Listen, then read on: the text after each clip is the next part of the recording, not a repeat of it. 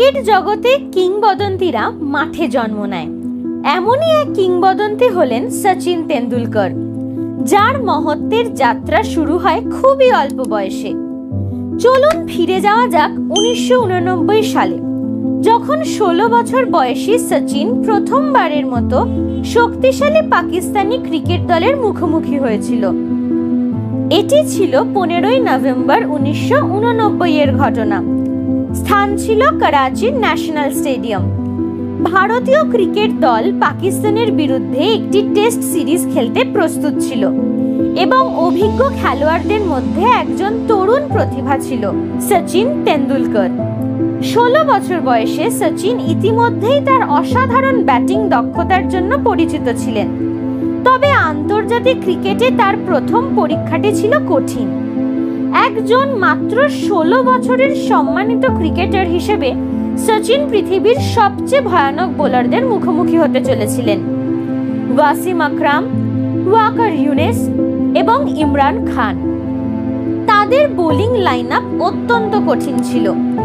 ওয়াসিম আকরাম এবং ওয়াকার ইউনিস তাদের দ্রুততা, সুইং এবং দক্ষতার জন্য পরিচিত ছিলেন, যা একটি অভিজ্ঞ ব্যাটসম্যানকেও আঘাত পৌঁছতে সক্ষম।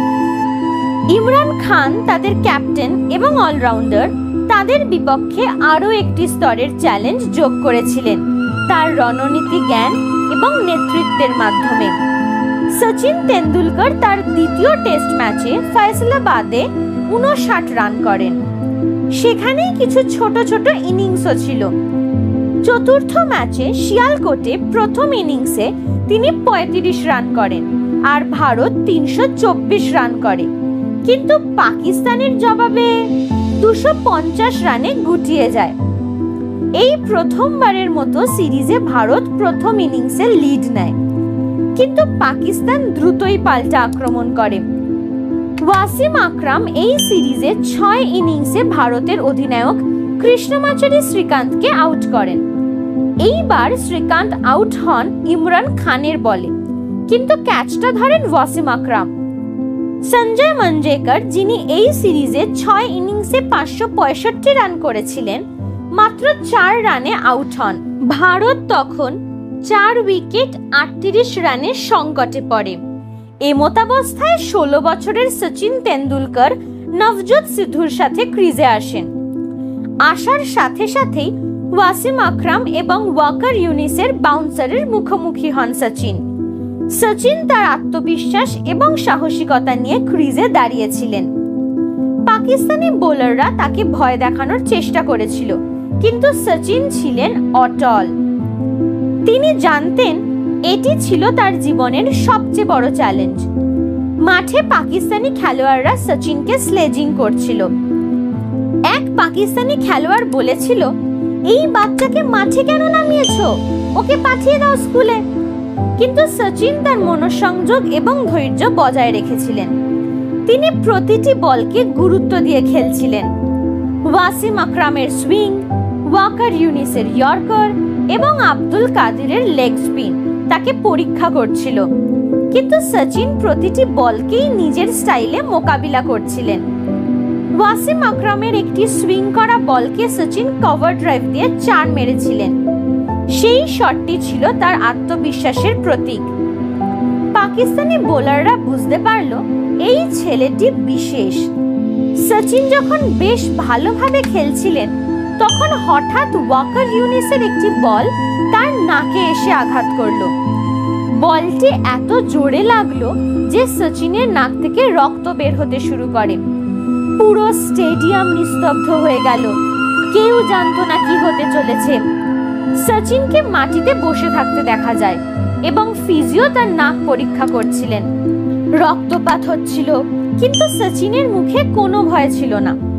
তৎক্ষণাৎ সচিনকে ঘিরে ধরেন ইমরান খান ও জাভেদ মিয়াঁদাদের মতো অভিজ্ঞ খেলোয়াড়েরা, কিন্তু সচিন তাদের আশ্বস্ত করে বলেন, ম্যাচ খেলেগা, যা ভারতীয় ক্রিকেটের ইতিহাসে একটি কিংবদন্তি বাক্য হয়ে যায়। তার চোখে ছিল শুধুমাত্র দৃঢ়তা এবং প্রতিজ্ঞা। সচিন জানতেন প্রতিটি বল একটি নতুন চ্যালেঞ্জ। তিনি তার সতীর্থদের সাথে পরিকল্পনা করছিলেন কিভাবে পাকিস্তানি বোলারদের মোকাবিলা করা যায়। তিনি ঠিক করেছিলেন যে কোনো খারাপ বলকে শাস্তি দিতে হবে এবং ভালো বলকে সম্মান দিতে হবে। সচিন তার পরিকল্পনা অনুযায়ী খেলতে থাকেন। তিনি রান নিতে থাকেন এবং প্রতিটি বলকে ধৈর্যের সাথে খেলে বোলারদের ক্লান্ত করে তোলেন। তিনি জানতেন সময় তার পক্ষে কাজ করবে। ওয়াকার ইউনিস এক পর্যায়ে সচিনকে এসে বলেছিলেন, তুমি কি সত্যিই 16 বছরের? তুমি খেলছো একজন অভিজ্ঞ খেলোয়াড়ের মতো। সচিন মৃদু হেসে বলেছিলেন, আমি শিখছি। সচিন তখন 3 ঘন্টারও বেশি সময় ব্যাটিং করে 57 রান করেন এবং সিধুর সাথে 101 রানের পার্টনারশিপ করেন। সিধু 97 রানে আউট হন। ভারত 7 উইকেটে 234 রান করে ইনিংস শেষ করে। 16 বছর বয়সে পাকিস্তানের বিরুদ্ধে প্রথমবারের মতো মুখোমুখি হওয়া সচিন তেন্ডুলকর আমাদের শিখিয়েছেন যে সাহস, অধ্যবসায় এবং কঠোর পরিশ্রমের মাধ্যমে যে কোনো চ্যালেঞ্জের মোকাবেলা করা যায়।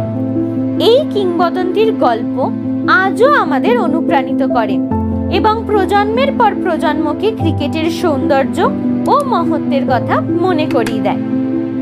আজকের গল্প এই পর্যন্তই।